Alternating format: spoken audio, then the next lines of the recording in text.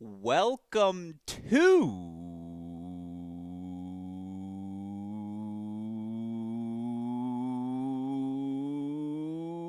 Hey, Great Shot. This is the Great Shot Podcast, a Cracked Racquets and Believe Podcast Network production. My name is Alex Gruskin. On tonight's show, we've got another live edition of The Deciding Point where we break down everything happening across the Division I college tennis universe. Of course, here on Tuesday nights, we break down the Division I women's college tennis action, and this podcast will certainly be an easy one for us to offer, as this past weekend was our first conference championship weekend of this season. Certainly, it delivered. So much excitement across the board. On tonight's show, we want to break down everything you might have missed. Had to be on a swivel as there were results emerging at every hour, each and every day, trying to follow everything Thursday, Friday, Saturday. It's an impossible task. That's what we're here to do. Help catch you up on anything you might have missed, of course. If I'm going to try and cover all of that, try to get all of you set for NCAA Selection Monday, which, by the way, less than a week away. There's only one man I'd want to help me do exactly that. Of course, he joins me once again here tonight. He's a man you all know best as the returning champion of returning champions to this podcast, founder of the No Ad, No Problem blog and podcast, where he recently offered his thoughts on all of this weekend's madness. A man you all know best as one of our dearest friends. It's John J. Parsons joining us once again. Jay, hey, great shot. Welcome back to the show. Did you enjoy yourself a little championship weekend action? Yeah, it was a great weekend. You know, you play all season. You look forward to these types of matches. Maybe every other weekend, every month, you get these sort of marquee matchups. And then here, it's just like day after day, 3, 4 straight days of top 10, top 25 matchups that really alter this sort of postseason landscape. And so lots to chew on, certainly after a weekend like this. No, I'm so worn down, I couldn't even shave. Like, the beard is out. I am in full. Yeah, I've been watching a lot of tennis, broadcasting a lot of tennis, and obviously for me to get a little sneak peek of what it's going to feel like in Waco in a month when we all descend upon it for the final sight. I now know I have a better feel, I would say, for the conditions, and certainly, again, appreciate the Big 12. Having our Cracked Racquets team down there was obviously a fantastic championship week of action on both the men's and women's side, which we will cover here tonight. Of course, before we do, a reminder, the reason we are able to provide content like this day in, day out, week in, week out, because of the support we get from all of you, and, of course, because of the support we get from our friends at Laurel Springs. Now, there's a reason Laurel Springs has been ranked among the best online private schooling options for years now.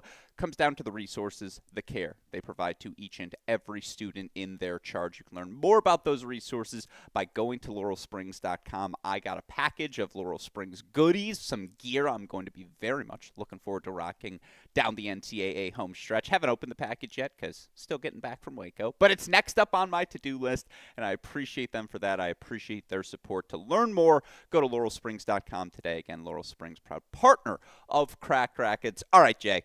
Let's get right into it because we got lots to discuss here tonight. Let's run you through all the action we saw throughout the course of the weekend. By the way, there were some regular season matches I want to talk about as well. It's always fun when the college tennis week kicks off in gear on a Wednesday like it did last week where, again, we had 5 days of nonstop action. Fantastic week. Let's break it all down. Let's talk with the team who probably flexed their muscles largest here this past week, and that has to be Georgia, who will return to the #1 ranking as they went to Auburn and captured the 2025 SEC championship once again. Certainly, we can talk through all the results, and you look for this Georgia team who earns a 4-2 victory over 4-2 victory over Texas A&M in their final match. They also got a win 4-0 over Oklahoma in the semifinals, 4-0 over Tennessee in the quarterfinals as well.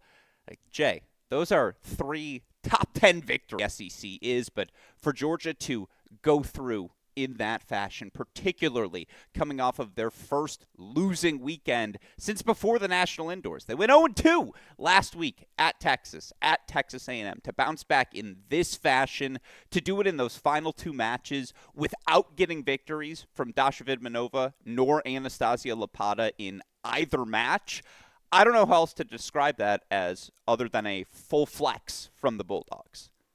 Yeah, it was a huge bounce back. We were curious to see how they would react after going 0-2, losing to Texas, losing to Texas A&M, and they looked really good. I mean, 4-0 wins over Tennessee and Oklahoma, two teams that have been in the top 10 for much of this season, two teams that push them harder in their regular season matches. Certainly, the Tennessee match had an unfortunate ending in the regular season, but those were a lot of third sets there. They got off the court very quickly here, and ultimately getting off the court quickly against Oklahoma probably won them this final because Texas A&M drew the short end of the stick a little bit, had to play an inspired Auburn home team in the match after Georgia beat Oklahoma, and so Georgia was operating on a full tank of gas really in that final against Texas A&M. And yeah, you come away, Dasha Vidmanova, the NCAA singles champion, probably didn't look her best this weekend in singles, and it didn't phase them. No, it was so impressive. And yeah, again, I don't want to say this team limped over the finish line because that's just so thoroughly not the case. But for Ice to take her first losses, right, of the season last weekend and, again, bounce back the way she did there down the home stretch of this SEC championship. For Riasco to play probably her best tennis of the season this week in Auburn, that is a massive victory for Georgia here this past week. And, there's a reason cliches become cliches, why any team that is very good or competing for a championship that takes a late season loss, you hear every coach after the season say, well, that loss was critical for us because it allowed us to rally together. It allowed us to address some flaws or things that had emerged that we wanted to clean up as we approached championship portion of the season. Georgia did that. It feels at this point we can now say their doubles, it's real. Like, they are very good doubles point. Vidmanova and Riasco at 1, they can beat anyone. Obviously at 2, when you have someone like Gigi Grant, who's been a top 10 player in the country in doubles, and you can throw her with an NCAA singles finalist in Anastasia Lapata, they're a good team. Obviously, the big thing, the piece we didn't expect for Georgia is the Hayden Mulberry piece. Like, for her to continue to be this, I mean, her and Mert are the three doubles team. That's just the pairing. They've gone with it all season. They've been up 1-0 in a lot of matches. And when this team can get up 1-0, when Rojas plays her best, you feel like that's another point they can put on the board. Again, they did it without Vidmanova and Lapata this week. 2 points you're typically putting on the board for the Bulldogs. Really, really impressive stuff to separate them against teams. We're going to do some tier talk, as you all can see on our outline later today. Two teams that have been flirting no lower than, tier 3, but tier 2, tier 3 in that top 8 hunt all season long. To be 3 teams, obviously. Well, 2 teams in that, and then Texas A&M in part 3 of what might be another 4-part showdown this season. It's all you could have asked for if you were head coach Drake Bernstein. And, yeah, again, the run of success they have now had in SEC tournaments and the run of success that they have had in this last half-decade, decade plus, whatever. Georgia's one of the blue bloods, no doubt about it. They showed that again this weekend. But you mentioned it. The most impressive win of the week was A&M over Auburn, right? Because Auburn played some really good ball here this weekend. For A&M to rally and find the 4-3 victory in that match, a match ultimately clinched, for those of you that didn't get the chance to see it, by Darius Metanikov at that number 5 spot. I'm not saying I was doubting the Aggies coming into this. They beat Georgia last weekend. But that's a really good road win for this team heading into NCAAs, and just, again, a reminder of why you might have this team in Tier 1 with Georgia and then separation between them and the rest.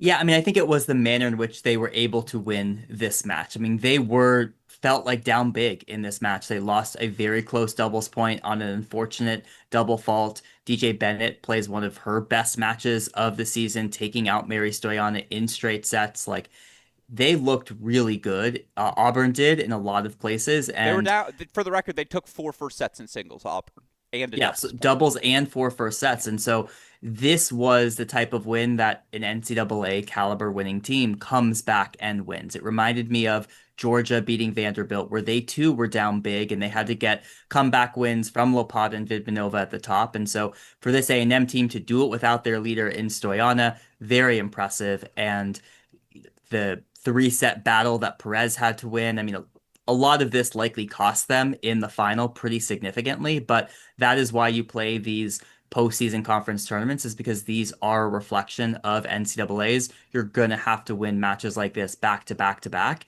And A&M gets over the hump here against Auburn in a crushing loss for Auburn, but in a way that showed this A&M team is tournament tough. They're NCAA champion tough. No, to win that match, no doubles, no Stoyana. That's the nightmare scenario for Texas A&M in every match they play. And they came out and they did it on the road. Like, yes, it's a tournament championship, but it was playing Auburn at Auburn, who hosted this week's event. And yeah, that's a remarkable victory for the Aggies. It is, again, it's fascinating looking. First of all, really good win for Kieran. Straight sets over Okotoye as well.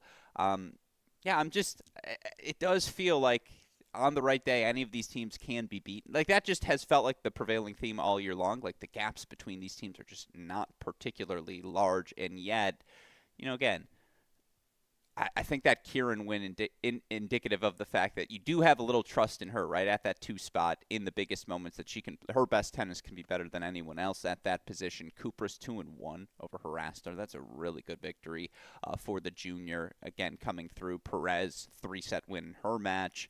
By the way, huge win for DJ Bennett. We haven't talked about the individual rankings much this season because obviously the singles tournament's already in the books. There are U.S. Open playoff wildcard implications, and in getting this victory over Mary, I just don't know how DJ's not going to be one of the top 4 players at this point with the win she's Well, racked up. Gruskin, she is going to be one of the 4 players because she made the NCAA singles final, which was Was one of the final enough? criteria. I Yes, didn't remember if it was title final or is final. enough. So you Okay. have Zhang and Barish on the men's side already solidifying their spots. DJ Bennett solidifying her spot there in the U.S. Open wildcard playoff at Lake Nona. Yeah, and again, she'll be one of the top 4 ranked Americans as well. What a remarkable junior season she has had. Again, Auburn, good victory for them in the quarterfinals as well. Just to get there, they got, what was it, the 4-2 win over Vanderbilt as well. But yeah, again, I thought Oklahoma, if A&M over, well, I guess Georgia over A&M is probably the best win. But then if you go with that, how about Oklahoma's win? 4-1 over LSU in the quarterfinals for an Oklahoma team where it really does feel like the pieces are starting to fall into place for this team to make a serious run come the NCAA tournament. In that match, they grab the doubles point, tightly contested doubles point, comes down to court number 3. And then, again, LSU had brace. LSU had cross on this day. It was the depth. Staker, Catanzarite, Glow, all in straight sets 4, 5, and 6. What separates good from great? Depth. Oklahoma showed it in that match, and that was one that, again, I've had Oklahoma 3 in my rankings these past couple of weeks because I got to see how tournament tough they were in person at the National Indoors, and it's a culture I just believe in come May. But now the results are there on paper as well. Like, this is very clearly one of the 8 best teams. They solidified their top 8 seed, by the way. They're going to get to host the first 3 rounds. They're very young and old simultaneously. Well, I mean, again, Glow and Mew are to have 2 freshmen who you're counting on each and every match. That's an injection of youth. There's also some experience on this group. This team's just good, straight up. Yeah, they're very good, and it feels like they're playing their best tennis. The Mm-hmm. weekend before, I felt like they looked really good up and down the lineup. There were some moments there where you thought maybe some of the freshmen are sort of running into that wall, which would to be expected, particularly in the SEC this season. The level of competition week in, week out is brutal. There's no opportunity to rest players if you're relying on them. So many of these teams, Oklahoma included, will very much welcome this 2 weeks of rest prior to the first round of NCAA's, but it does feel like they're playing their best tennis. I will say, I was a little underwhelmed by the Friday results in the SEC. 8 of the top 14 teams in the country, and a lot of these teams did not put up much of a fight. I'm looking at you, Vanderbilt. I'm looking at you, Tennessee. I'm looking at you, LSU. It was rough. I thought we were going to get a lot closer matches. The Vanderbilt match ultimately finished 4-2 with Auburn. CB Moore, really good win over DJ Bennett at the top spot as well. There were some weird score lines, certainly I across mean, the board. Texas? Yeah. Texas, yeah, that one you would have expected. By the way, on my empty the notes list, Texas 4-2 win over South Carolina. They would have lost that match in March. Like that's a good victory for them, just to get through to those quarterfinals. But yeah, there were some lopsided matches certainly over the course of the weekend. Part of it for me, and I know I said this to Chris, and the match that it epitomizes it to me was the Texas Tech Baylor match, which was really close. But I remember, or not Texas Tech Baylor, sorry. No, yeah, Texas Tech Baylor, where I walked outside, walking from the parking lot to where we broadcast, and all I could think is, yeah, if you win the first set in singles, match is yours because these conditions today, it's hot, it's humid, it's sticky, and like, welcome to April tennis. That's what it's going to be anywhere in the South this time of year. Part of my theory, and again, it might be a weird one, coaches, you all have my number. Text me if there's truth behind this. Is like it was one of those weekends where it's like, oh yeah, I got to play this style of tennis again. 3-set comebacks, that much more difficult when you're fighting yourself as well. It's a stupid excuse to make. I acknowledge it and I see it in your face, Jay. But this was one of my stupid theories from the weekend. Of it was an adjust to this time of year sort of weekend. A bad time to have that happen. I'm not sure why that only Better would than be affecting. NCAAs.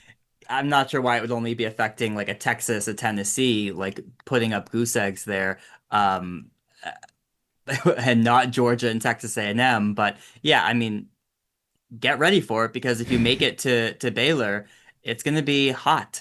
Yeah, no. I said stupid theory.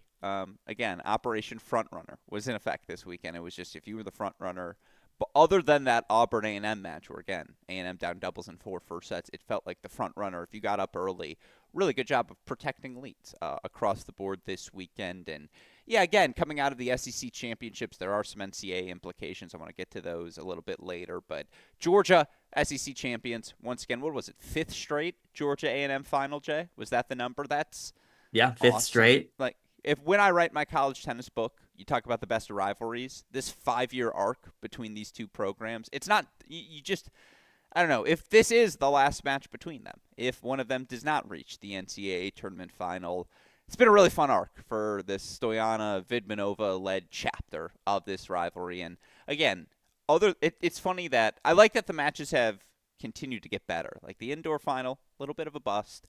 Regular season matchup was a battle. This was an absolute battle in the SEC championship as well. Bodes well for if there is a 4th battle between these two right now. 2-1 advantage to Georgia. But Jay, that's the SEC. Let's head over to the ACC, where certainly we saw UNC's best week of this 2025 season. We said last week as we were previewing, or at least I made the point that I thought it was the most important for UNC, most important to win a championship of any team competing there because this is a young group. Again, Evans, Radman, sophomores, Hamilton, Hill, freshmen. Yeah, Brantmeyer and Tangillick have some experience, certainly in championship matches, but you wanted to see what this team could do when pushed against teams like NC State, pushed against a team like Virginia in the final, and boy, that result against Virginia in the final is one that's going to stick to in my mind as what the ceiling of this UNC team might look like come postseason play. UNCA 4-love victory over UVA, obviously particularly sweet given what happened between these two teams in the national indoors, given what happened in their matchup after that, as well. But I mean, listen to these score lines, Jay. Number 1 doubles, Travinsky and Collard, number 1 team in the country. They drop a 6-1 set to Brantmeyer and Hamilton, who have now risen to the number 2 spot in the most recent rankings. Evans and Radman back at number 3. They get a 6-3 victory there as well. I mean, this is where it just gets jaw-dropping. They dropped 7 games. 7 games total across their 3 singles victories. Brantmeyer, 2-1 over Ziodato. Tangillig, 0-2 over Lacey. Claire Hill, 2-love over Collard. We haven't seen UNC put up a scoreline like that, Jay, against any sort of top-tier team so far this season. And this was a flex. We'll get to the UVA victory over Duke and the UVA of it all here in a second, Jay, but that's a statement from the Tar Heels. I think it's more about the emotional and belief hurdle that they probably just got over than it is for. I think looking at the score lines, you could be a little hyperbolic about where to place North Carolina after this. I think this was so important for them to get the Virginia Monkey off of their back, who they had lost to twice this year, and they did it. And they hadn't had a signature win since they beat Georgia before indoors, and that was their only top 10 win for the remainder of the season. So to get this victory is huge for them from a belief wise, to feel like, hey, they can win a championship, which many of the players on this roster have not done, the younger generation, the sophomores and the freshmen, and to go into NCAAs feeling like they're on a high. I think there are massive caveats with this win. I think this Virginia team was taped together by duct tape. I think North Carolina has the best doubles point in the country. I think that that is already true. Reese Brantmeyer is arguably the best player in the country. She was always going to beat Ziodato. Isabella Lacey was a placeholder in this event. She won 3 games the day before against Duke. Like, she was going to lose to anyone by that sort of score line at number 5 in this final. The biggest shock for me was Claire Hill over Collard. Collard had beaten Claire Hill twice. That scoreline, absolutely fantastic. Everyone else in this North Carolina match, though, they were down. And so you could be hyperbolic about this, but I think the reality is that it's more about them getting over the line in the championship. I think that a lot of the questions we still have about this North Carolina team still persist. You mentioned the biggest piece of it all. It wasn't just in the championship match. Claire Hill 3-4 over Chidima Okpara in the quarterfinals. Claire Hill 5-1 over Gabby Piskowskis in the semifinals, and then to get this win as well. I'm just saying it was a good week for the freshman Claire Hill, someone who needed something like this coming in. For And I sure. think, yeah, you pointed that out. Like, that is a piece. Oh, you're making what? What Well, is it? look, 3 straight wins for Claire Hill. I'm not Okay. is fantastic, right? That is a Chidima Okpara that is not at the level of a top 6 player that they're going to face in the Elite Eight. That is against an NC State team that is without Michaela Lackey. That's not NC State's number 6. Also fair. Like, the level of competition there was not the same. But still, she'll be riding the momentum of 3 straight wins. I think you're just looking into this a little bit too much. Well, I guess the point I'm trying to make is for a position you certainly had some questions about, even after everything we saw during the regular season, you can only play the player that's across the net from you. She 100% should fair. get those wins. Yep. She should get those wins in straight sets. She did get those wins in straight sets. And it allowed, again, the Tar Heels, who, to your point, they are very good at doubles, all 3 positions. Brantmeyer and Hamilton, watch them play, how well they close, how aggressive they can be. It looks like really good number 1 doubles.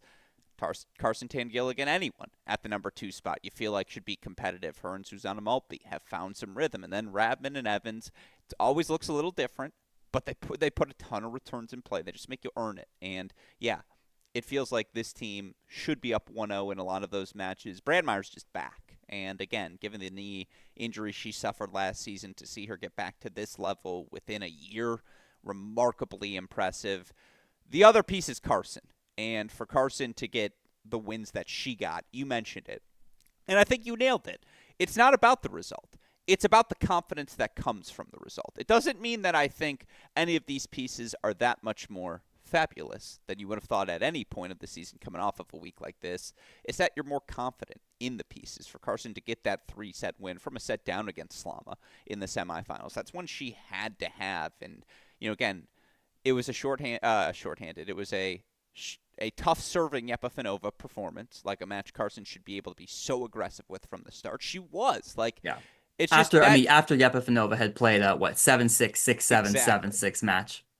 And so I guess my point is it should have looked like this for the Tar Heels this weekend. But for the first time, it did. And look, if we examined our rankings, Jay, one of us have had the Tar Heels no higher than 7th all season long. And I hadn't budged from it because I needed to see them do something like this. I guess that's my thing is, yeah, they should have been earning all these victories.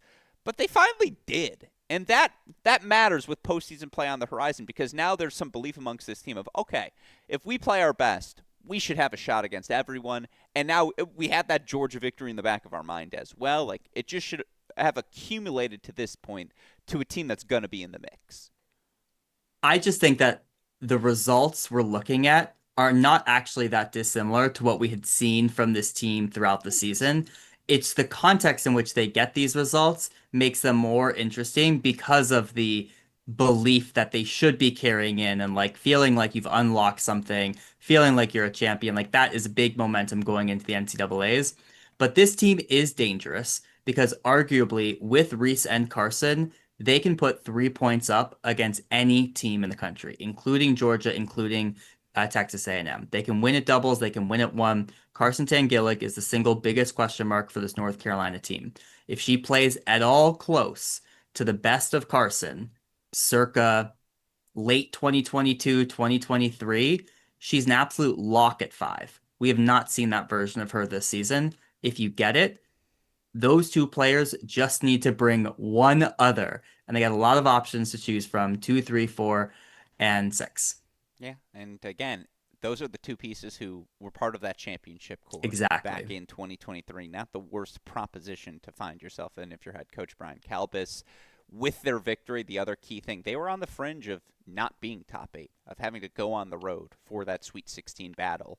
Not going to be the case as they take the ACC crown and, again, solidify their top 8 seed. And again, if I'd have told you before the season, Stanford in the quarters, NC State in the semis, Virginia in the finals, you're right. It would have been more impressive than in reality how it all played out over the course of the weekend. But a very good week for the Tar Heels. Another ACC tournament crown for them. Of course, on the Virginia side of things, they get their biggest win since the national indoors. Maybe that win over UNC as they knock out Duke 4-2 in the semifinals. Obviously for Duke, their first loss with Liv Hovde on the roster. There's, said with love, the path for Duke to beat Duke right now is very clear. Got to find a way to, you have to win 1 and 2. It just starts there. And for, again, Virginia to come out, get a 2-4 win from Sarah Ziodato over Liv Hovde. I don't know if she should be the most improved player of the 2025 season, but she's still on my short list. That's a remarkable victory for the senior. How about Chervinsky? 0-2 over Ballas at the number 2 spot as well. That's where things start. Of course, in your ideal world, you'd love to take doubles off of Duke as well because you don't want to have to chase 4 singles victories with the depth they possess. For Virginia, 6 love at the top spot for Collard and Chervinsky, a 6-4 win for Gina Salas and Shu over Kimke and Krug at the 2 spot as well. Like, again, you could argue you have to find a way to steal doubles, have to take 1 and 2, and then you have to fight for 1 more. And their 1 more comes from Gina Salas, 7-6-6-3 over Elena Yu at the 4 spot. I mean, again, Duke was in this fight. Jackson, a straight set win at 3 over Shu. Kim Hee, straight set win over Lacey at 5. Coleman and Collard were in a 3rd set. It's again, Virginia's biggest win in quite some time. It's one of those losses, as we talked about the cliche earlier. Now, if you're Duke, you get to say, see, we can be beaten. Let's go to work here these 2 weeks before the start of the tournament. What was your read on what was probably the most consequential match of the week? Yeah, well, Virginia finishes 3-0 against this Duke team. They clearly have their number. It was good to see most of the pieces back for Virginia. We did not see Kozakova in this tournament run, but I think you're ending this tournament feeling good on the Virginia front. At least they have a lot of the bodies back in place here. To me, this is more on the Duke side. I mean, they're bleeding points at 1 and 2. I mean, they are almost a guaranteed loss at 1 and 2 against every top 8 team. And Elena Yu's been struggling down there at They 4. have 2 freshmen, by the way, at those top 2 spots. Like, they are really young up top, and you're right. Those have been the leakiest spots. As talented as those 2 are, that's been where they've been able to be attacked. Well, and they have 2 freshmen at the top because their veterans haven't been good either. We saw Shavit Kimhi lose to Georgia Tech in the round Sure. in the quarterfinals, right? She was at 1 for them last season. So there's a lot of question marks for this Duke team coming into the home stretch. I'm not sure they needed a loss to tell them that they were vulnerable. You could have looked at their match against Cal, their match against Stanford to tell you that. But you think that this maybe lights a fire under them a little bit, particularly the fact that they might not be a top 8 seed after this coming Big Ten tournament. It's fascinating. You look at the projected rankings right now. Duke is sitting at 7.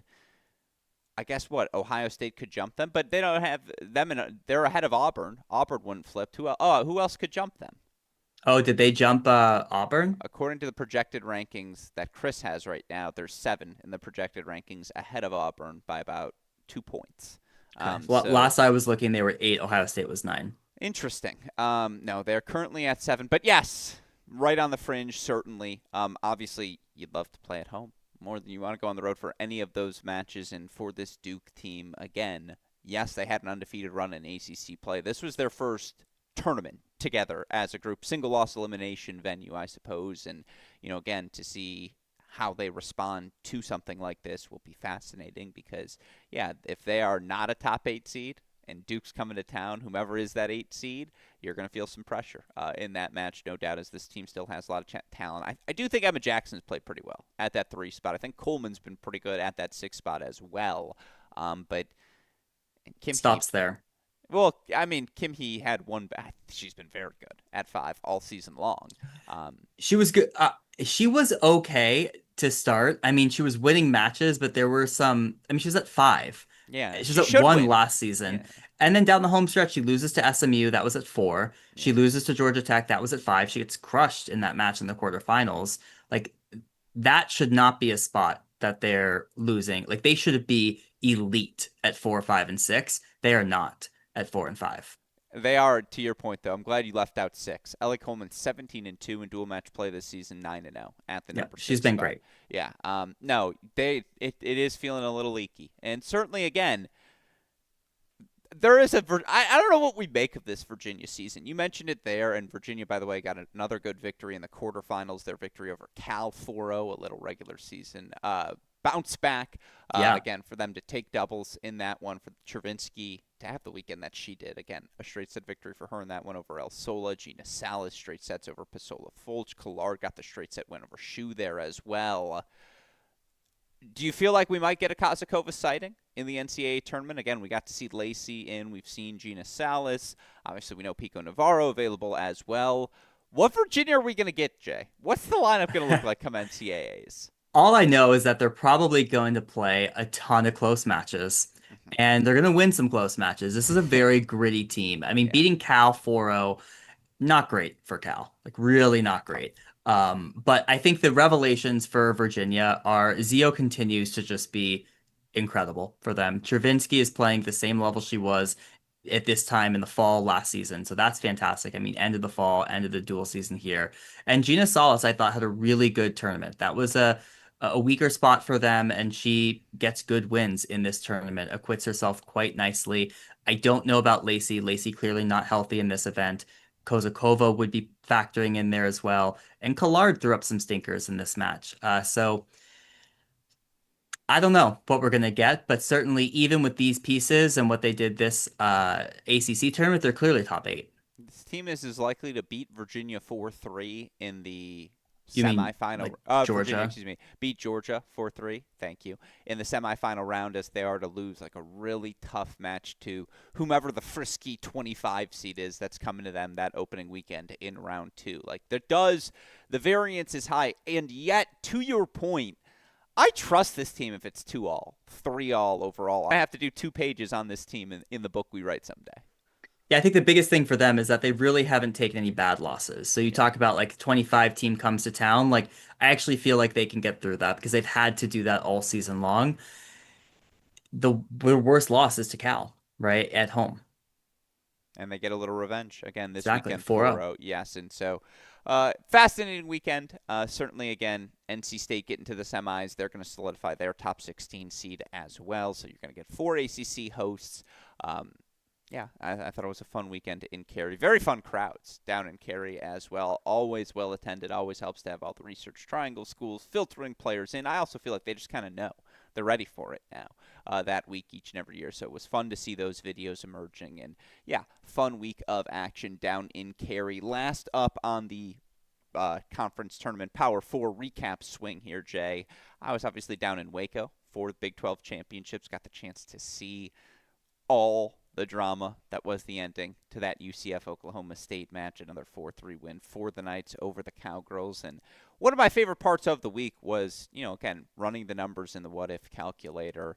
All these teams were playing for a top 16 berth. Certainly Texas Tech had 1 foot over the finish line, and probably in making the finals solidified their spot, but still you win it. You feel that much more confident, and now they can push even higher than 15, avoid one of a Georgia, Texas A&M in the round of 16. You feel like you can avoid those two. Why not have a shot against anyone?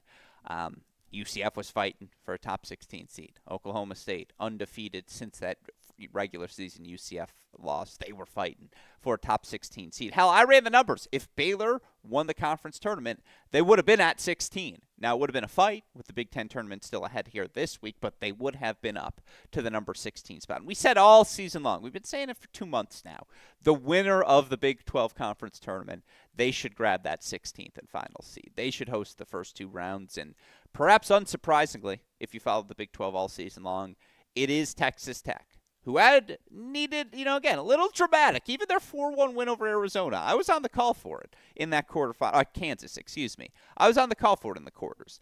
That was a 3-hour, 15-minute 4-1. So don't let that scoreline fool you. But, Jay, this Texas Tech team is really good. They win doubles. They did that in all 3 of their matches. Kate Dmitrichenko and Jermaine Sharif are now combined, I think it's 33-1 overall on the year between the 2 of them. No mathematician. That's very good. They feel like they're up 3-0. And again, the ability to have certainty in all of those spots. Have Saifetinova play her best tennis now down the season's home stretch. The lefty can just attack you at one. Leela and Roberts are going to fight you in the middle of that lineup. I've watched a lot of Texas Tech this season, Jay. You know my thoughts on them, as we have sparred about them at times this season. Not really, but that was a fun word to use, Jay. So I went with sparred. Are you a believer now? Certainly they have earned that top 16 seed. What'd you see from them this week in Waco? Well, I'm glad you were on the call because I think having you there in person shed some light onto this. I mean, the irony of this Big 12 conference tournament was despite having these 3 teams that had kind of emerged from the pack, it was actually very chalk in terms of it repeated the regular season to a T. You had UCF get another 4-3 win over Oklahoma State. You have Texas Tech beat UCF, who they were the lone team to beat UCF in the regular season as well. I still think, for me, Texas Tech is the biggest question mark of the top 16 seeds. And that's mainly because you look at their schedule, it has solely been Big 12 teams, of which there is nary a top 20 team there now. Other than NC State kickoff weekend. Well, that was the one win that they had outside of the Big 12, and that happened kickoff weekend. So it's really tough to gauge what the level is against Oklahoma State and UCF here. So I'm very curious because they could absolutely come up and surprise a team that hasn't seen them or really a lot of these other Big 12 teams. That's going to be one to circle, I think, when we see the NCAA bracket, because I don't know really how good this Texas Tech team is. This team is super, super confident. And now they are experienced, and a lot of winning just breeds winning. They know how to get through these tight matches, as head coach Adam Herendeen alluded to in our interviews all week long. 4-1 in 3 hours, 15 minutes was their median match of this 2025 season. And that's why I do understand your hesitation. Like, I do want to see the middle of their lineup in particular compete with a top 8 squad. It would have been nice just to see like a non-con match with A&M in February, whatever it may be, or something. It honestly like would have been nice just for them to play Oklahoma State. Yeah, more times. Yes, exactly. No, they played them yeah, 0 times. This is true. But it's an eye test thing. Like, I watched that team in person. I got to see it. That's what top 16 tennis looks like. And because of the experience, because of the certainty, and more than anything, it's the doubles they play. They are aggressive. They are fundamentally sound. They get forward. They are energetic. And if they're up 1-0 on you, this team knows how to be up 1-0 on someone and how to protect that lead and go after their spots and be the aggressor. Sharif at 6 is the real deal. Like, she will hang with any of the elites. I would love to see her, just to go full circle here, would love to see her play Claire Hill. Like, I think that would be a really fun matchup to enjoy between those two. And, again, I'd like to see her play a Rojas and just get a look at it because, boy, her forehand was a weapon. The authority with which she hit it in that third set against Baylor in the semifinals to clinch that match. Again, a road victory in that semifinal win. Texas Tech was really good. And, again, getting to see it. This team is experienced. Um, yeah, whoever draws them first, obviously got to get through that first weekend, which they'll get to host now. And as we know, Lubbock, more so because of the wind than the elevation. Even it's a really tricky place to play, so they will be favorites regardless of who travels there. You feel like it's going to be one of those West Coast teams, whether it's a Washington, whether it's a UCLA, a USC, whomever gets boxed out of the top 16. Texas Tech probably going to be one of the closest locations they can travel to, and so.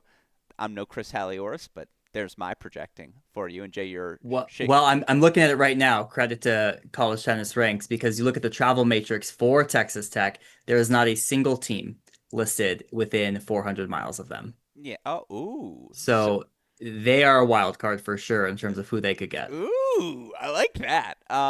Yeah, all that is to say this team is really good. And man, if they are on the road versus one of these younger teams who haven't been there in the Sweet 16, just because I know this group hasn't competed in the Sweet 16, but it's a lot of juniors. It's a lot of sophomores, just players who have taken reps before. And obviously Saifetinova, the senior, at the top spot to be able to send her off in this sort of fashion.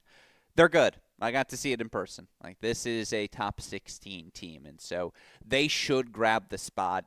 Now, should they be the only Big 12 team to grab the spot? Certainly a question I had in my head coming off of this weekend because, boy, is it fun to watch these UCF Knights compete.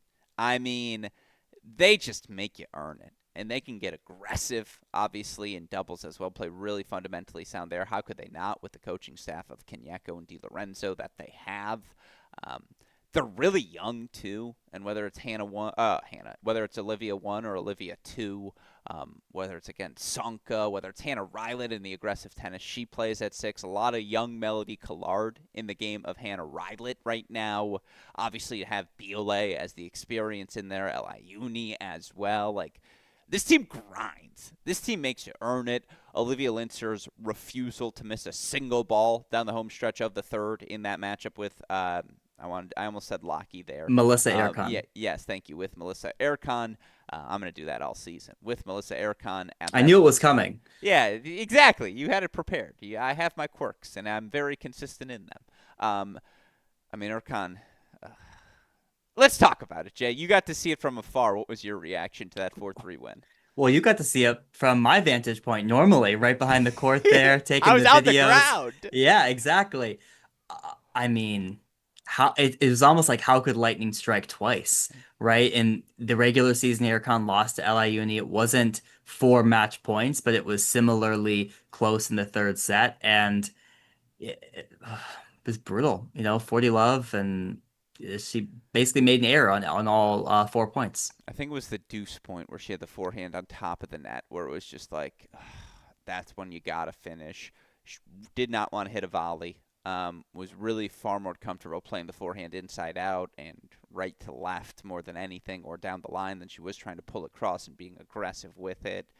It's a credit to Lintzer, who identified it and said, fine, I will be a backboard. And by the way, knowing what Ercon didn't want to do, she was able to anticipate. She was able to, every time she redirected into the backhand corner to then open up space to go back behind Ercon, it worked. It felt like Ercon was kind of on roller skates a little bit at times, slipping and sliding on the court. And it's just because, again, Lintzer knew exactly what to expect, exactly where to go. And again, it was tough to watch from the Oklahoma State Ercon side, but on the other side, like, it's just so impressive for Lintzer to put herself in that position. There were a couple you thought maybe she's not going to track that one down. She did, skies it in the air and buys herself back time, knowing that she will have the opportunity to do that.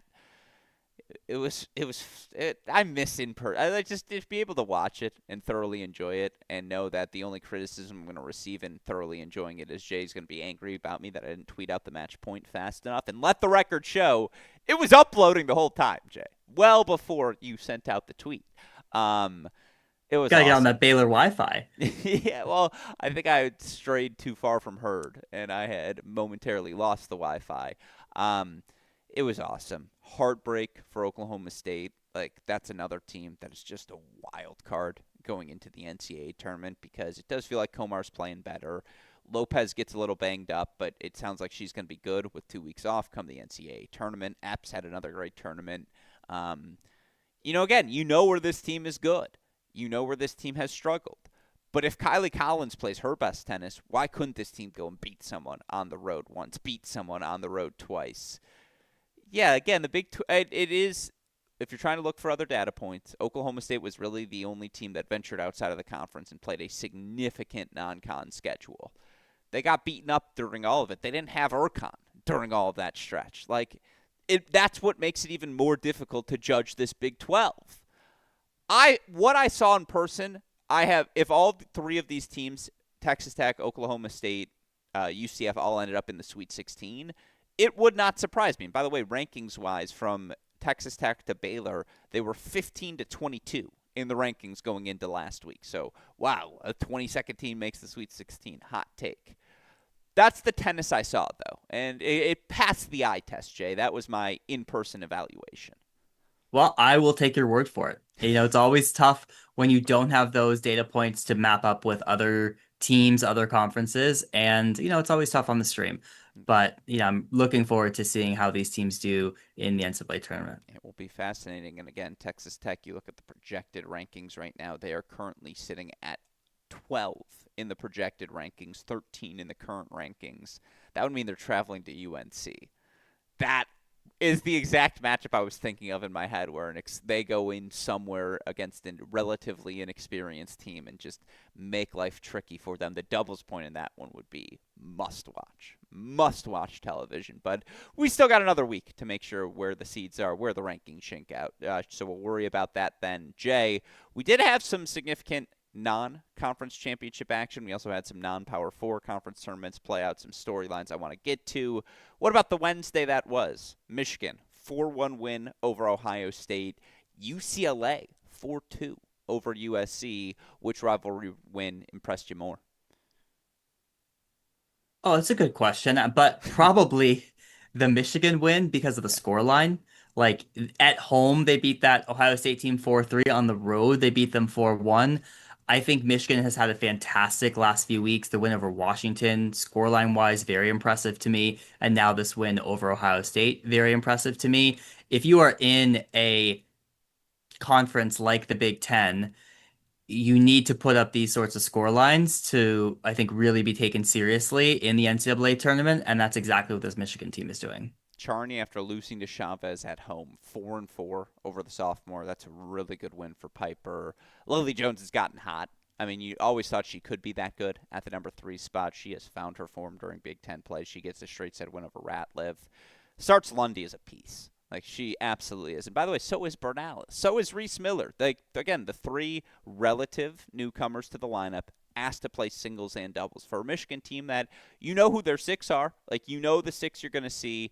Maybe they'll shuffle 4 and 5 sometimes along the way, whether it's Miller here, starts Lundy there. Or Charney and Jones to avoid a sister matchup.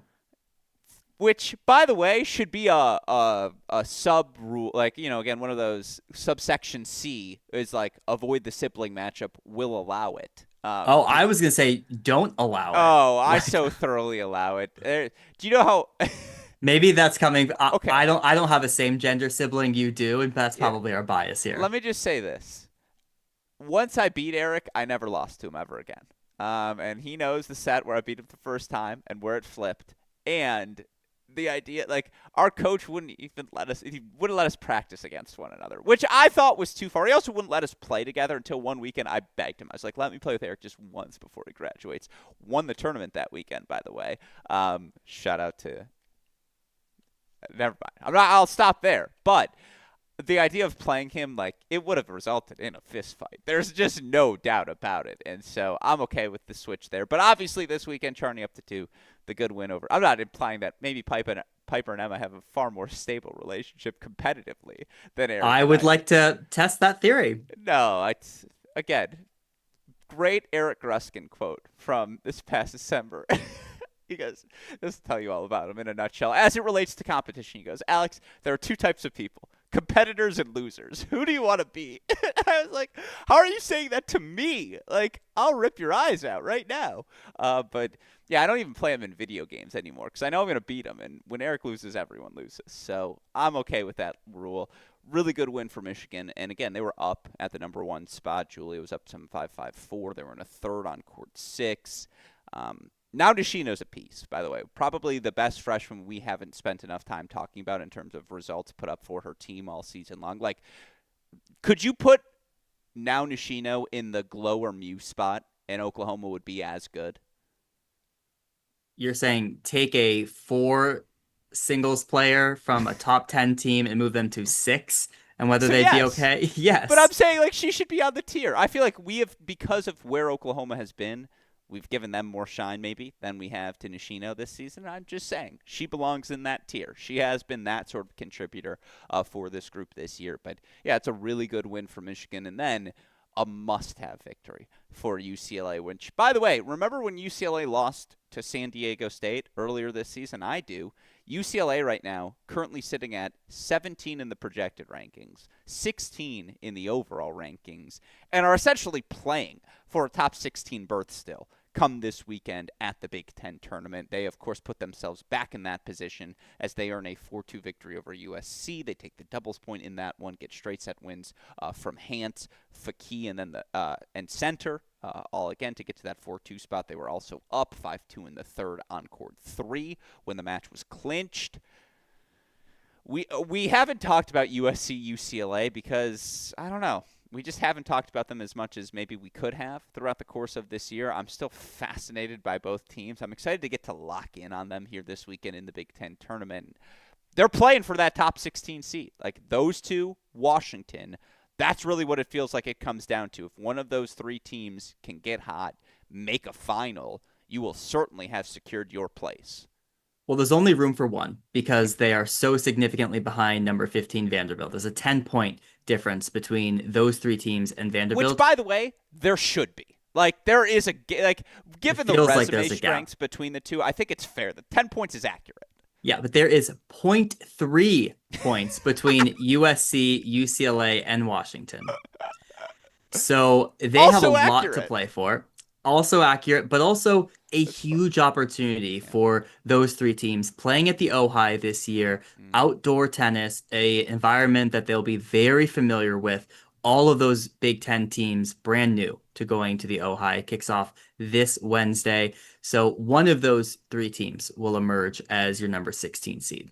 And they've all kind of beaten up on each other, like in particular this season. You can go through all the derivatives. I think Washington hasn't beaten USC, but they did beat UCLA, right? And UCLA has beaten Correct. SC, and SC's beaten Washington. And I do think whomever does best in the Big Ten, it's going to suck when two of them get to the semifinals, and it's going to be on the second run or the third run that it's like, well, actually, it's 0.12. And the resumes are all pretty similar, by the way, between all these teams as well. Well, USC and Washington will play each other in the quarterfinals. So that'll essentially be a knockout.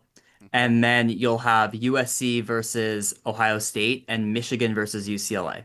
And so Mm. at that point, if one of them wins, that'll probably be enough to jump them. If they both lose, then you're really playing the numbers game. You also have the added caveat of Ohio State playing for a top 8 seed, and so there's extra motivation there. Michigan's Yeah. good. They're going to be a top 8 seed, but by the way, the more you win, the more you can avoid whomever that again, there's some teams, some seeding. Texas, I think, is sitting at 14. I saw it as I looked at the projected rankings today. I Just mean, all, Michigan, there's no higher than 3 that they can go. yeah, also true. Top 2 are locked, but again, if they win, they are 3. If they don't win, where do they fall in the 5 through 6, 7, whatever range it may end up? Can Ohio State work their way in? Yeah, I'm very excited to watch it all play out, certainly, and we'll get to that in a moment. Other quick ones here. Washington State, 4-2 win over San Diego. San Diego had beaten Pepperdine the week before. They were playing for the outright WCC title. It's a really good win for Washington State. You might get a rematch between those two in San Diego's first conference tournament match if I believe Washington State beats Pacific in opening round WCC play. And then the other one I wanted to mention, Memphis wins the AAC. Really fun weekend for Memphis as ultimately they get wins in the semifinals 4-2 over Rice, final 4-2 upset victory over Tulsa. Of course, the big piece there, no undefeated teams remain in this 2025 women's college tennis season as, of course, Tulsa able to knock out FAU 4-3 in the semifinals. Really good win for Memphis. Secures their spot in the NCAA tournament. Also means the cut line moves up one, as of course you would have expected FAU, who's going to get in on their own resume anyways, to have grabbed that conference tournament bid. These moments matter, Jay. Again, that's one fewer spot for an at-large team. Shout out to Memphis. An awesome weekend. Always sad to see the last undefeated team defeated. Yeah, Tulsa getting their revenge. They had lost earlier this season to FAU. Great win for them. But yeah, I mean, FAU win or lose in this tournament, they were going to be in the same tier within the NCAA. They're going to make it not to be a top 16 seed, so kind of unaffected. Other than obviously you want to win your conference tournament. No, and shout out to Chris's website again. You can find all the conference titles, all the conference tournaments. I have winners from this weekend. Memphis wins the AAC, North Carolina ACC, Stetson, Atlantic Sun, Texas Tech, Big 12, Xavier. I think it was like a fifth straight Big East title. We see you Mountaineers. So Xavier Big East champions, Charleston Southern winning the Big South. FIU takes Conference USA. There might have been a couple other I missed. I apologize if I did so. Yeah, Fairleigh Dickinson, Northeast, Bryant, Ohio Valley, Georgia SEC, Furman Southern, Florida A&M Southwestern, Denver the Summit League, Grand Canyon, your Western Athletic Conference champions. All of those teams, by the way, securing their spots in the NCAA tournament selection show, of course, next Monday. I think I'm allowed to say I'm going to be a part of it once again here this season. Very much looking forward to doing so. And as such, I'm trying to get up to date on my details, Jay. And it really helps to have Chris's website, College Tennis Ranks, in order to help do so. Something I noticed when I looked at the cut line right now, you got two teams hovering around that cut line. Florida at 40, Alabama at 41. Those are two spots now available to teams below that 43-44 cut line, as, of course, Florida ineligible, 9-14. They finish overall on the year. Alabama just missing out as well. They finished 13-14 overall on the year. That means if you're San Diego sitting at 44, if you're San Diego State sitting at 46, they still get to play this weekend. Northwestern sitting at 49. Can they make some sort of magic happen? That's where things are sitting as it relates to the cut line, Jay. You look at the, again, top 8 seeds, Georgia, A&M locked in. North Carolina locks in its top 8 seed. Oklahoma does the same. Virginia should be good. Duke, Auburn sort of on the bubble with Ohio State lingering there, and we can get to tiebreak scenarios. But that's where things currently stand as I see them. Any NCAA observations you'd like to share? Well, no, I mean, when you think about NCAAs, it's one, who's getting in, then who are the top 16 seeds, and then who are your top 8 seeds. So I think you just kind of talked about top 8 seeds and top who's getting in terms of top 16 seeds. We just did that, right? With the Vanderbilt there sitting comfy at 15, and then you have 3 Big Ten teams all still in action this week, all competing for that final top 16 spot. Shocking thing is Cal's going to get boxed out of a top 16 seed. That, again, immediately becomes one of those dangerous teams traveling, and they are not within 400 miles of anyone right now. But if it's USC, if it's UCLA, book the trip now, Cal. That's one of the spots you're probably heading to for opening weekend play. And boy, would it be fascinating to see that old rivalry run back here in an NCAA potential second round matchup. Let's get to tier talk then, because we know what the rankings look like, but what do we think the rankings should look like, Jay? That's what the people want to know as we get ready for the NCAA selection show. I vacillated on it last week. Just how big was the gap between tier 1 and the rest of the field? Is it a 2-team tier 1? Is it a 3-team tier 1? I'm glad I stuck my ground, and I'm glad I kept Georgia at the number 1 spot in my rankings last week. I do have them and A&M still as my top 2, and I do think that is tier 1. I think with Duke taking that loss in the ACC championship, again, Auburn played A&M close, but Oklahoma continues to look good. But neither of them got the signature victory over a Georgia or A&M that you would have maybe wanted to see for them to flirt with tier 1 heading into the NCAA tournament. Georgia 1, A&M 2, that's the tier 1, is it not?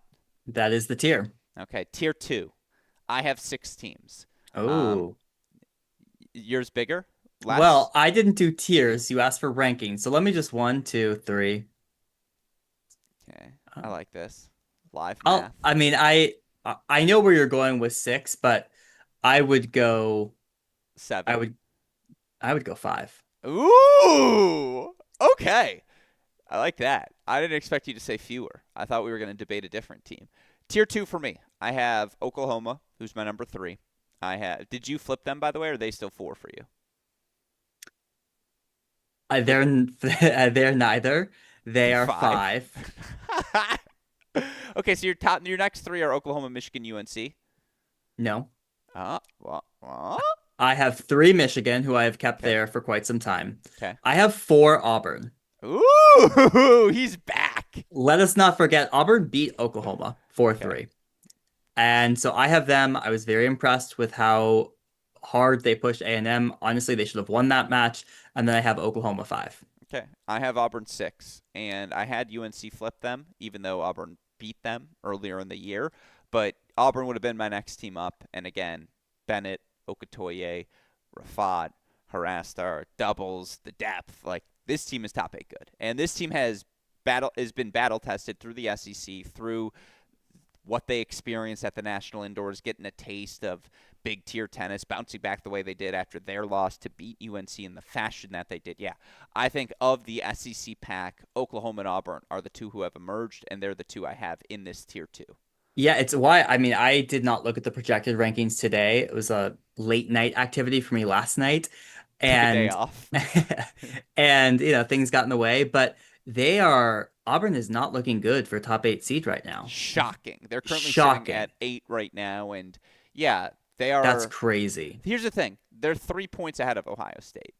Ohio State, whose 10th win, I'm looking. Oh, I mean, a semifinal win for Ohio State is gonna go on their resume, and if it does that, 100%. ooh, Yeah, Auburn not being a top 8 seed would be shocking to me. The it would, SEC only yeah. ending up with 3 of those top 8 seeds, yeah, criminal. Yeah. It's just that would be upsetting to me. But all right, in this tier, I have Oklahoma 3, Michigan 4, UNC 5, Auburn 6. I'm going to flip that to stay consistent with my rule. I'm going to go Auburn 5. You've given me the permission structure to do so. UNC 6. I go Duke 7. Maybe I could have its own ACC tier. Maybe I should do that just for continuity's sake. But I went UNC 6, Duke 7, UVA 8. And I do think I have to sneak UVA into this tier because they are just battle tested. They have the belief that on the right day they could beat any of the teams on this list. We saw them beat Duke earlier here today. I guess I have to have them jump Duke and move Duke down to 8 to stay consistent in my rules as well. So we're doing a double flop here, Jay. NCAA rules in fashion. Let me say that one more time. Oklahoma, Michigan, Auburn, UNC, Virginia, Duke. What say you? Yeah, I mean the only team I don't have in that tier is Duke. You don't have them in the tier 3. Tier 2 that you haven't I seen do not enough. have them there. No. What's your biggest hesitation? Is it just that they have been leaking the top 2 as we discussed earlier? Is it something more than that? Well, I think they've been very leaky in the top 2. They're starting to leak at the bottom of that lineup as well. And you look at their wins right now. They got that win against North Carolina, which is feels like a almost like a caveat now. We haven't seen that Duke team since that win. And then they got that win against Michigan immediately post indoors. After that, like the resume is pretty thin. They lost to Ohio State, a team that's not in this tier 2 conversation, which arguably to me, Duke and Ohio State are in the same tier right now. Fascinating. I just really think right now Duke goes 0-2 at number 1 and 2 against every other team you talked about. And that is not a tier 2 team. Do they go 0-2 against Oklahoma at the top 2 spots? They definitely lose at 2. I think Julio Garcia is playing a lot better. Okay. Sherbanina is probably the weakest one right now in these top 8 teams. So that, I mean, all right, well, maybe not every, they'll go No, 0-2 but against I'm every just running it through. But permutation. then I'm also thinking like the depth. Like, oh, Oklahoma and Duke are two teams that have similar strengths. Maybe you lean Duke a little bit in doubles. You probably lean Oklahoma a little bit in just callousness, certainly. Um, oh, that would be a really fun matchup. And two teams who played kickoff weekend a couple of times, and we've had some fun between them over the Yeah, years. history. Yeah, wow. The idea of Auburn being boxed out of a top 8 seed to me is shocking. Because I think having them up as high as 5 is not an unfair thing. Yeah, I mean, if they took that bad loss to South Carolina, right? Everything other than that, it's 2 losses to A&M, 2 losses to Georgia, and a loss to Oklahoma for Auburn. Yeah, that's pretty good. Yeah, They've got some good wins on the resume as well, having beaten Oklahoma, etc. Again, we can go through the list if we want they did to. not beat Oklahoma. Auburn. Auburn. Did I They say beat North Oklahoma? Carolina Yeah, indoors, I Tennessee, said LSU. you're right. I meant I meant North Carolina. I don't know why I came out as Oklahoma. Probably because I'm looking at them on the screen right now. You Um, know, Auburn, big USC fans this mm, weekend because they got that win at kickoff weekend. yeah, for sure. They're like, win the title, Yeah. USC. Give us a little extra points boost. Tier 3, LSU, who I just think you can't put in that Tier 2 given we No. didn't get to see enough of them with the big matches with everyone. And then when we see them this weekend, they lose to Oklahoma Yeah. fairly definitively. I just don't know if the depth is there quite yet. So I have them a little bit lower. Ohio State's 10 for me on this list, Tennessee 11, Texas Tech 12, Texas 13, NC State 14, Vandy 15. Like that's the tier 3. Yeah. I think that's fair. I mean, you could break it up. I think you could break it up into a tier three, tier four. But yeah, I mean, rounding out my top 10, I did have Ohio State at 9. I had Texas at 10, giving them the nod, given that win over Georgia still is the best win that any of these other teams. Not unfair at all. And then again, yeah, Cal, USC, UCLA, Washington all competing like in my mind for that 16th spot as we alluded to earlier. USC, UCLA, Washington, the last 3 teams with a shot at a top 16 seed as there's what's left to play. Big 10 conference tournament ahead here this weekend. It's in the Ojai for the women. Jay, you're going to be on site. You're going to get to see it in action. Who are you most excited to see in person and why? Well, my Michigan Wolverines, of course. But I am excited to see Michigan in person because, to your point, there's nothing like seeing these teams play in person. It's an eye test thing, and so certainly I'm looking forward to seeing are they the third best team in the country, as the projected rankings would have. There's a lot of teams here I'm fascinated by. I mean, UCLA seems to be playing a lot better. They were 5 in the first ranking iterations of the coaching poll. They're fighting for a top 16 seed right now. Those are 2 teams that I think I'm fascinated with. There's some pieces on the Ohio State team. Taya Chavez has had a fantastic sophomore season. How does she look at the 2 spot? So there's a lot of interesting matches. I hope all of them make the semifinals because I'll be there for the semifinals and the final. That's the one to me. You mentioned it last. Ohio State's the team I'm watching most closely. Not only are they trying to fight for that top 8 seed, and obviously so difficult to play in Columbus over the years, men's and women's side. I want to see it. Again, they had USC and UCLA come to town, and they looked very comfortable in their victories over the Trojans, Bruins, respectively. Michigan had to go on the road. And so I just think by virtue of Michigan winning those 2 matches outdoors, that's why you have a little bit more faith in their resume versus an Ohio State resume, which is not entirely dissimilar to what Michigan has put together. The Michigan schedule a little bit tougher. Obviously, they got to play the national indoors of it all as well. But, like, if this Ohio State team goes on the road and makes the final and beats USC, as you mentioned, who's the projected seed in that 2-3 matchup, that would be one of their best wins of the season. That would be indicative to me of, okay, like, yeah, this team belongs firmly in a top 16 conversation and should be flirting with top 8 as their resume would dictate. I think they're the team I'm watching most closely because I want to see how they look when they head west and head outdoors in this environment because it is still a young group. Yeah, no, and it's fair. I'm looking at this though, and man, I mean, Michigan has rolled through their post-indoor Sure. North Carolina stretch. There's a thin resume. Their best win is over Virginia, a Virginia team that was missing pieces, and then their next best wins are Ohio State times 2 Are you since indoors? You're saying? this whole season. Well, the Texas win at indoors was an impressive victory. The LSU win at indoors, impressive victories. I was saying their best wins. Ranking wise, their best Oh, wins oh, I see, I see, I are see. Virginia, which was, dare I say, who were they missing? Probably Kozakova. No, I think she was there. Okay. It was one of their Maybe top no 3. Travinsky. Yeah, maybe no Travinsky. Yeah, she was out. They were missing someone important. And then their second best wins are Ohio State, Yeah. right? So that semifinal against UCLA, I know they beat UCLA in LA. So UCLA team seems to be playing a little bit better. If Michigan, there's a world where Michigan actually isn't even a top 8 team. And like this conference tournament, I think will show us. Not by ranking, but by No, but reality is what you're yeah, saying. by Yeah. reality is that like we see what happened last year. It's interesting. I mean, again, the Oklahoma data point from the indoors how close that match was, how competitive that match. That felt like a top 8 match. That felt like a quarterfinal bout between two teams who can beat anyone on the right day. And so that was my in-person experience with them this season. I saw that level and the results that have emerged since. I only feel more confident in because they've either sustained where they've been good or improved where they had opportunity to do so. But yeah, like they want to be the front runner. The resume says you are the front runner to take Right. this NCAA tournament and run with it. You get to play the Ojai as well. A really fun experience for this group, just like to get that sort of pageantry. Um, I hope these legacy Big Ten teams really embrace it. I'm really, really well, happy that I'm biased. Sorry to interrupt. Ojai and Michigan, two things that should overlap in terms of people in the area who are Michigan alums who want to come out and support the Wolverines because they don't have the chance to do so very frequently. Like that feels like it should be a strong overlap there.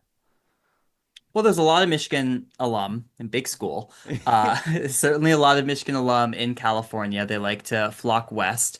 But I just mean like the players. Like I Yeah, think that there's just something really different if you grow up in Southern California or even in California and you know about the events in the Ojai, the junior events, your parents played. Like sure. there is going to be a disconnect with some of these Midwestern schools. And I hope they appreciate the history of it, even if that history doesn't run through their own lineage. I think they will.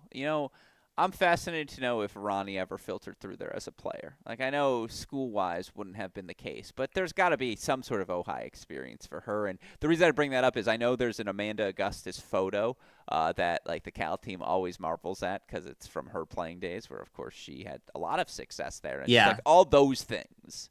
Yeah, there are a few coach connections. Like I Yeah, think Sasha at Iowa played the event maybe Kelsey's got to as a junior. be there somewhere for her Well, Arizona for her State time. Arizona State days, yeah, Yeah, but this event is much more than just a college event. It's yeah. actually, the juniors events, it's the amateur events, Mhm. and so that's where you see a lot of players move up through the pipeline, and that's what makes this event fun. Is there will be a lot of junior players there who kind of latch on to one team and cheer for them hard. Last year it was Arizona men. Who will be that Big Ten team that gets the love this year from those juniors?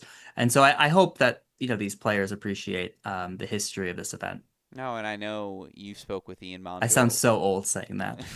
You do sound old. I didn't want to say it, but get off the lawn. You spoke with Ojai's Ian Mondule. I think I said Mondul, that. yeah. Yeah, Mondule, who we had the chance to have on the podcast a couple of months ago as well, just to talk about the Ojai, the broader experience beyond just the college tennis. It's a must-hit spot. Like major blemish on my resume that I've yet to attend the Ojai. I will get out there at some point. That's a promise to you, Jay. But yeah, that's the big one, the big domino left on the board. Of course, there are still a bunch of other conference tournaments happening across the country as well that we will keep an eye on. And then, Jay, Selection Monday's next week. I mean, we're going to know the NCAA tournament field when we do this show at this time next week. And I don't even know if I'm ready for it. I just keep getting back to I've had this exchange with a bunch of different people of late.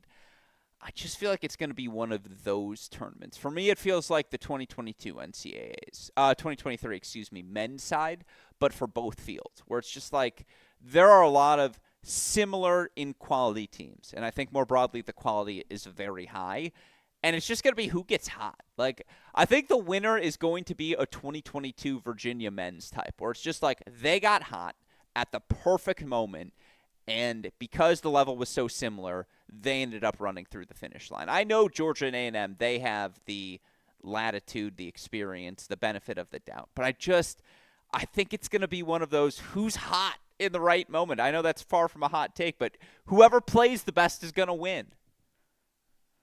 That's probably not true. I think I can see this event being very similar to your feedback on the 2023 NCAAs, where it was essentially the Virginia men handled the heat and the conditions better than every other team.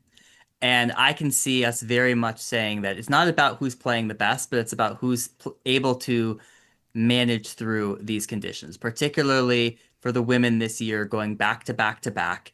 We don't know what the weather will be at Baylor. When we were there 10 years ago, you were getting bused to SMU to play your indoor match. It was rough. It should be better this year, given there's less teams, but there's probably going to be a lot you have to deal with. There's going to be heat, there's going to be humidity, and there might even be rain. And so, given the margins are so thin, it's those sort of things that really um, create champions. And so, I think we're going to see a lot of that.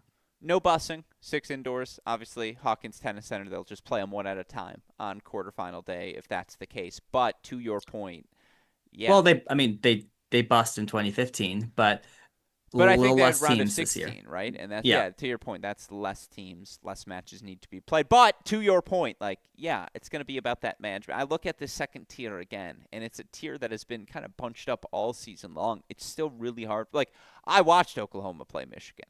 We saw the Oklahoma Auburn results. We've seen UVA, UNC, what that looks like when both teams are at their best. Like, it's 4-2, 4-3 margins, a deuce point here, a protected lead there. Yeah, again, great bounce back for Georgia to come full circle here on this pod. Number one team looked apart this weekend, but I'm excited for the postseason stretch, and of course, we will be here to help cover it all. Jay, what do you have for us on the horizon? Well, nothing. Everything is out this week. Conversation with Ian Mundul. Highly recommend people listen to that. And then I did deep dive on the tournament recaps as well, both the men's and the women's. Some really interesting storylines on the men's side. Excited to hear you and Chris chat through it. I do have one hope for Selection Show Monday, and that is that we get a surprise. Last year, we went into that and they went straight chalk. They went straight by the formula. I would like to see the committee take some liberty in some Mm. ways. And you watch all these other selection shows and it's such intrigue of like, are you even going to make it? What seed are you going to be? We do need to add like we all love Chris's website, but Yeah, they should that's why reserve it's not intriguing. It's yeah, Chris's fault. yeah, well, but even with these other sports, like they do have some liberty in terms of the metrics that they're looking at, right? And I'd like to see some creativity. I would not be mad if we got a surprise. It is fascinating that again USC, UCLA, Washington, like they are all travels. There's no 400 400 plus miles, so they are all going to be. It feels like or two of the three are going to be wild cards to go anywhere. And where those teams get shipped is perhaps maybe the degree of intrigue that can be interjected into that selection show. But yeah, yeah, it's look. I'd be all for the surprises. I'll be ready to react to them. I can promise you that. And certainly looking forward to being a part of that show. Once again, looking forward to being back here tomorrow to talk about all the men's action. Looking forward to seeing your on the ground coverage for all things Ojai as well this week. So just Oh yeah, I again, guess that's what you have to look forward to. yeah, exactly. He's going to be on scene. So, as always, make sure you're following Jay on every different platform. A shout out, as always, to our Daniel Westoff, who makes all of the content you see on our platform possible. A thank you to our friends at Laurel Springs. A thank you again to our friends at the Big 12. I'm sure others may be as good. No one's better at her job than Jackie Haddock, Director of Operations for all things Baylor Tennis. Made you so comfortable all week long. And Ken, Michael, Joey, just again, very gracious host. So appreciate that opportunity. Looking forward to getting back there for the final site. In the meantime, for the fantastic John J. Parsons, our super producer Daniel Westoff, and all of us here at both Cracked Rackets and the Believe Podcast Network, I'm your host, Alex Gruskin. Jay, what do we tell our listeners? Hey, great shot. And we will see you all tomorrow night. Thanks, everyone.